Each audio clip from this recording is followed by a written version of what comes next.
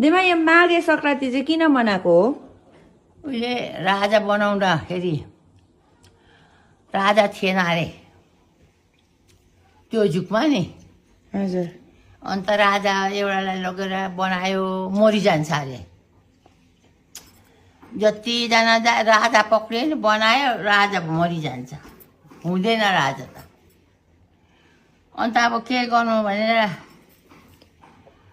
सल्लाह गरेर राजाले वनको नि कुसुन्डालाई पक्रेर ल्याए अरे, कुसुन्डा राजालाई। अन्त त्यो वनमा अब फलफुल खाने, तरुल भेगुर खाने कुसुन्डालाई लिएर राजा बनायो अरे। अन्त मात्रै बाँच्यो अरे, मरेन अरे।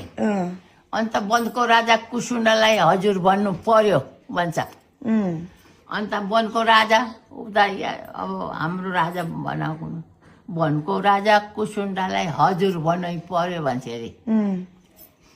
अन्त वनको राजा पक्रेर लिएर सङ्क्रान्ति मनाएको त्यो दिन माघमा। वनको राजाले के खान्छ, तरुल भेगुर त्यस्तै खान्छ नि। अन्त त्यसरी मनाएको अरे। त्यसरी मनाएको अरे। यो दिनमा, त्यो दिनमा चाहिँ वनको राजालाई वनको कुसुन्डा पक्रेर ल्याएर राजा बनाएको अरे।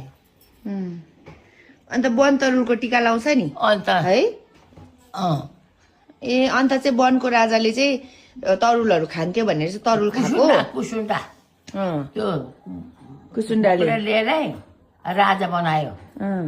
अन्त के खान्छ उसको खानेकुरा नि त्यो दिनमा चाहिँ के खान्छ त्यो बनाएर दिएको, त्यो टिका लाउँछ नि यसो गरेर।